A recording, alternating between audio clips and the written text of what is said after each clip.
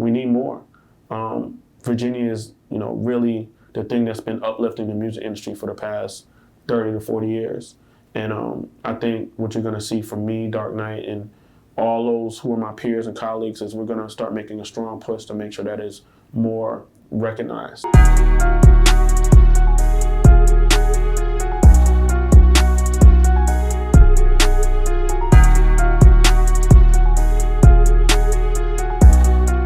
My name is Batman, CEO of Darknight ENT. It's a music marketing and promotions company. We do a lot of branding, artist development, marketing strategy for artists, major artists, record labels, brands, a lot of independent artists. I consider myself a music marketing consultant, but I also do stuff in the nonprofit sector as well as a lot of community justice, community service type stuff. Been out here for 19 years. Next year will be 20 years of Darknight ENT. I'm a proud Hampton, Virginia native. Just out here trying to do good and do right by everybody out here and do what's best for myself and my family. Straight up. Dope. So, you got to be doing some serious things in the community with a name like Batman. Yeah, I mean, I try to, I just try to, listen to my instincts. Just do what I feel is right, be on the right side of history. I mean, there's so much documentation going on. I think it's going to be important that we make, the right choices in real time, because you don't want to be the person or the people in 5-10 years when you look at yourself on camera and you was wrong about everything. You was, women's rights and, equity and investing and fossil fuels and climate change and all these important issues, racism, xenophobia. You don't want to be on the wrong side of any of that kind of stuff. I believe in, treating people with respect, fair play, honesty, all that kind of stuff. And so it's important to be a citizen of the world. And so I try to move that way. Yeah, dope. So, I gotta salute the consistency. Like you said, next year, 20 years. I mean, that's amazing. Especially with, what we just got done dealing with the pandemic. Absolutely. But how did you, what was that first experience with, what you do now, music, and why you want to get into what you are now? So I was just always that kid that loved putting my friends on to new artists, new music. And as I got older, knowing that I wanted to jump into music and it wasn't really an easy pathway for me, I didn't have anybody that was friends or family in the industry. I just read up on books. And what I kept reading in all the books that I was, traversing was a lot of people started off on street teams, like just really putting in work in the street. And so I was able to kind of figure out, okay, well, a lot of them put in, their promotional items, when albums drop and stuff in stores, retail stores, lifestyle stores. And so my brother, Rashawn, he worked at Legends. And so I knew that was like a one of their points of contact where they would drop stuff off. So I got him to get me a job there in hopes that instead of me running around chasing them, let them come to me and make some money in the process. So even back then, I was always like a thinker. Like my parents raised me to be analytical and, think ahead. And so after, I think a few months, whatever the next big album was that Def Jam was releasing, a guy named Jig, shout out to Jig, he was putting out some stuff. I ran up on him. I said, listen, I'm trying to get down. Whatever I got to do, I'll do. He said, everybody runs up on me. They want to get on the team, and but nobody wants to put in the work. So I told him, like, listen, whatever I got to do, let me know. He said, meet me at Hampton University at 7 a.m. And if you're there on time, then I'll put you on the street team. I was like, bet. Next morning, I was at Hampton University at 6:45 a.m. I believe he put some Joe Budden, his first album, I think that promo, and maybe some Young Guns or some Rockefeller something in my hand, and we got to work. That's where the journey started. Dope. So, and the rest was history. Yeah. Yeah. So speaking of that, hearing that story, what would you say to person that's trying to, with social media, everybody trying to get ahead and take shortcuts, like you saying you had to, really grind for that. What would you say to that person that wants to microwave their success? I don't really care what side you're on, whether you're in front of the camera, behind the scenes, what have you. I don't move in a way where I could totally respect somebody taking shortcuts. And you shouldn't really want to do it either. I think we're living in a time and an age where ownership and equities count for a lot. And I think the only way for you to understand your true value, and really just not miss any steps, right? Not miss any of the information, is to go through the entire process. Now, that doesn't mean that it needs to take as long as it did for you as it does for me. I also don't believe in, unnecessary trials and tribulations, right? There's a smarter and probably a more efficient way to do it than how, it was done with me in my journey. All that being said, yeah, have joy in going through the process. There is a beauty to putting in hard work. There is a beauty to having problems and adversity put in your way and you figuring your way out of it. That will help you, as the bigger tasks, the bigger opportunities come your way. And a lot of times skipping steps when you get to a major opportunity, I see a lot of people fold just because, they don't even understand how to handle it because they didn't face it coming up. So now you're in a situation where it may have been given to you, or came easy because maybe you called in too many favors and something came to you faster than you were actually ready for. And now you and nobody on your team actually knows how to, navigate the situation in an effective manner. And now you're looking crazy, or, maybe you nail one part of it, but there was a bigger way to capitalize to help your longevity, to help you and your family financially that you completely missed just because, you wanted to get the fame and, the adoration that comes along with, taking this path. So, do the work, love the process. It'll always be worth it. I still get opportunities and calls and work from people from 15, 20 years ago.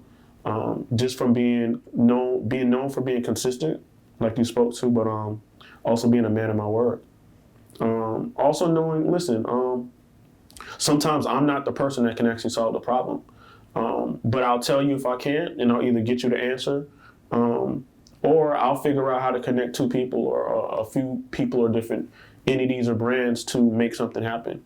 So being a facilitator has just been, it has been as important to my journey as being just a person just to make it happen on my own or with my team, Darknight. Dope. So, with your team, how important is that support system? And I know, with the longevity that, like you talking about connecting people, but how important is like your inner circle? So Darknight as a team has gone through a bunch of different iterations. Initially, it started out as, just a huge street team. So we had a mix of people who were interning and we had some paid staff together. And I think just over time, I figured out the best way, really to do it is to train as they were interning. And then once they could prove that they were able to do whatever the task was, then to start paying them. Again, and that just comes from, that's a reaction to me being an intern for so long, where in New York, you can intern for a major label and they'll give you a position, within 6 to 9 months. Because I had to do the same kind of internship at work in Virginia, we're so disconnected in that way where, my work and the work of my peers was acknowledged, but it wasn't rewarded in the same way because we're so far away from the power bases in music. We had to do more to not only make a name for ourselves in Virginia, but to, for word to get back to New York that there were qualified and talented people here for them to understand and recognize as well. And so I put a lot of thought into making sure that anybody that joins Darknight, that I, again, not only train them, but try to cultivate the talents that they do have that I see, but also try to instill some leadership stuff. I want it to be a place that, either you stay and we build this thing together, or at some point I understand that, it may be the right choice for you to leave, but I want you to be better off for having been a part of this team. Because in one aspect, you're adding on to the legacy of what I created out of thin air. But in another, if I do it the right way, you're going to blaze your own path. And I'm really just trying to make sure that there are more competent people, again, behind the scenes, but also in front of the camera, who can help, wave the flag for Virginia. I've done, my best to make sure that different celebrities and major artists and executives or whoever feel good about Virginia through my interactions with them on a professional level. But I know a lot of people have been doing that as well, in their own ways, but we need more. We need more. Virginia is, really the thing that's been uplifting the music industry for the past 30 to 40 years. And I think what you're going to see from me, Darknight, and all those who are my peers and colleagues is we're going to start making a strong push to make sure that is more recognized in a real way. So yeah, that's dope. And also I like what you said, that created out of thin air. mm-hmm. So, you know, what gave you the confidence to really do that? Because that's not really, you know, it sounds cool and all that, but like, that's not easy. And I'll tell you, literally, you know, I hadn't really said this too many times, but this is as good a place or platform as any. So I appreciate, you know, the opportunity. You know, and this is really just so people understand. Again, I was you know, I had put in my time as a Def Jam intern, all that kind of stuff. Me and my guy A Boogie, we took a trip to New York. Our boss, Keith Broham, you know, I still stay in contact with him. Much respect. Gave me the opportunity to do what I do. He had been promoted to an executive position in New York, and I believe he was working for Russell Simmons Music Group at this point in time. So we went to visit him. My intention was to inquire about an actual position with Def Jam, RSMBG, something, but I think I was really aiming for a position with Def Jam. And so, you know, obviously we got in the Universal building, we went up to the office, we sat down with him, we talked, we caught up. And then, you know, I asked him, like, listen, you know, I'm really interested in, you know, trying to obtain a position. And as nice as he could say it, there was nothing available. So and you know, it definitely wasn't a thing of he wasn't trying to help me or A Boogie's. I don't think there was anything that he necessarily could do at the moment, not because he didn't want to, but it may not have been the budgeting, it may not have actually been any roles or slots. And so again, you know, this is one of those things where at this point we taking, you know, what used to be referred to as, you know, the Chinese bus or whatever. I don't know what's appropriate now, but that's what we took up there. You know what I'm saying? Yeah, so I remember that. You know, we you know, hopes and dreams on the bus, you know what I'm saying, on a whatever Wednesday or Thursday night, just to go up to New York and to try to see, you know, where does our life go from here career wise. And for him to say, you know, there's nothing available for you right now, that's a long trip back to Virginia. I did not know what I was going to do, but what I was very clear on is that the music industry, you know, at that point had got so much out of me, so much free work. You're talking about missing meals, missing sleep, missing opportunities to be with my family and connect with my friends. I'm missing out on real moments behind me chasing this dream. And although I had learned a lot, I feel like at some point it was time for me to, you know, level up and get some kind of return on investment. And, you know, so I felt like I had proved enough to my old boss, Keith, that there should have been an opportunity afforded. And again, there was nothing that he could do. So that's what probably sucked the most is it's not that he didn't want to help us. There just was nothing available. And so, you know, feeling powerless and feeling like, you know, not having planned past that moment. I'm thinking he's going to say, hey, we got something for you. We're going to figure it out. Didn't work out like that. So again, that long ride back to Virginia could have been devastating, and that should have probably been the end of the story. But I think on the way back is when I came up in my mind with the initial idea for Darknight Entertainment. And I just said, you know, I'm going to create something to keep myself relevant, to keep my skills sharp, and to provide services for a market that I knew needed it, and that I could provide in a real way. And either that was going to help me stay on their radar or get on somebody else's radar. The funny thing about it is, as we started to actually get clients, you know, somebody sent word to this guy, and I was doing an event or something, and then, you know, I ended up having to have a sit-down meeting with Chauncey Black from Blackstreet. So, you know, they had become, him and his, you know, his small circle, Sprag, shout out to Sprag Doogie. They had become aware of what I was doing in the street promotion stuff or whatever, and offered me a full-time position as his street team marketing coordinator. And then eventually I was elevated to his actual marketing coordinator. And this is when Chauncey Black had the deal with Busta for Flip Mode. And so, you know, that was the, you know, over that course of time, just me just staying dedicated, stayed in course, trusting the process, you know, led me to that actual opportunity. Yeah. Or, yeah, so, you know, also with the music, Virginia, you know, talking about that trip back, you know, like you said, things just kind of work out how they're supposed to. So now Virginia is starting to really, you know, bud and grow. But we've had spurts of that. So the Yeah. question is how have you seen the progression from, let's say 15, 20 years ago to right now? I think the biggest thing is I call it, for lack of a better phrase, to me I look at it as there's wartime and there's peacetime. I think 10, 15 years ago, you could definitely make the case that it was a little bit more aggressive out here. And when I mean that, I don't mean literally aggressive, I just mean more competitive. But competitive from the sense of, there was definitely some back and forth and all that kind of stuff. I mean, I think right now is as peaceful as it's ever been on our music scene. I think everybody is so really gung-ho on trying to figure it out, trying to collaborate, really trying to break the barrier, whatever that may be.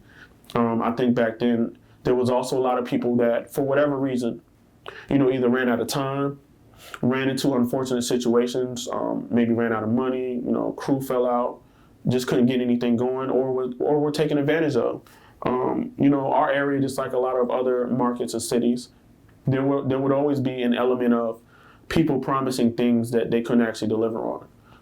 Whether it be, A&R showcases, and if you do this, then you can get a deal or whatever it was. And I'm not, here to throw no rocks at nobody like that. But, all that stuff was not created with the benefit of the artist in mind. Some of that stuff was absolutely a money grab. And as somebody, again, who didn't skip any steps and worked hard, it's something that always kind of rubbed me the wrong way. I'm not even going to lie.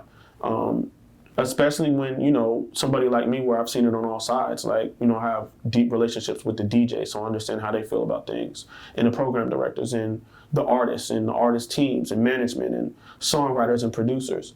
And so for these people, the community that I feel like I'm a part of, to put so much energy and effort into things, and for, people to put together events or to put together situations that, again, may either be halfway planned out or may just outright be some kind of a scam or fraud, is always something that was never going to sit right with me. And so even now, I try to make sure as much as possible that I advise and consult this new crop of artists as much as possible, just to make sure, that they know that somebody who's kind of been there and done some stuff, is here to help, however I can. I'm just here to be a vessel or, an outlet. Some people just vent to me. Some people need me to connect dots for them and facilitate. Some people need me to put together the entire play. So I just try to play my position as best as possible. And I think the energy that I'm putting out, but the energy that so many of my peers and colleagues are trying to put out now, is going to be what ends up being the resurgence. Because the fact of the matter is, there is a lot of really, really good talent all bubbling to the surface at the same time. And again, I think this is the perfect time for us to kind of lean in and push, so we can help them get over the top, to put Virginia where we need to be. Mostly because, and I'll say this, Virginia does not have a sports team. And so we don't have that big franchise to kind of represent us. And so I've always felt like our artists represent our area. And with the abundance of talent, I think it makes it even more critical and key, that while we're building up and we're modernizing as an area, that we do everything that we can to, again, help these artists become the next global stars. And I think we have by far the best talent on the planet to do so. Mm-hmm. Yeah. So with the people that say, like, it's really no sound, or people kind of pulling from other places, how you feel about that? And do you think Virginia has its own sound right now musically? Yeah, I mean, I think our sound, to be honest, I think is a more musical sound. Anyway, I think there is just a lot of raw creativity. I think what you hear in our music, I think is a lot of, for lack of a better phrase, ingenuity. And I don't think that's always reticent, and I think it depends on how you listen to it, but I think it's so much in our stories versus how you actually internalize the music. We come from a people of overcoming adversity. Again, I'm going to keep saying it. Virginia, as a state, we have behind the scenes, again, in front of the camera, however you want to look at it, have uplifted the music industry, but the entertainment industry for the last at least 30, 40 years. Even if you think about people like, the Mike Vicks, the Allen Iversons, the Ronald Currys, the Sweet Pea Whitakers, the Skills, the Timberlands, the Missies, the Neptunes, the Clips. But then you have people, songwriters. You have the Corte Ellises, but you also have the Masegos. You got the Young Crazies, but then, you also have the charged up Noahs, and then you have the people on the tech side, and you got the people doing, business and clothing and all that kind of stuff. This area has always been influential to the world culturally. I think that might actually be, for lack of, whatever, maybe our biggest export or the thing that makes us the most unique. We have such a cultural influence or impact. But I think it just takes people actually, seeing it again in a story form so they can, so it can be put in better context.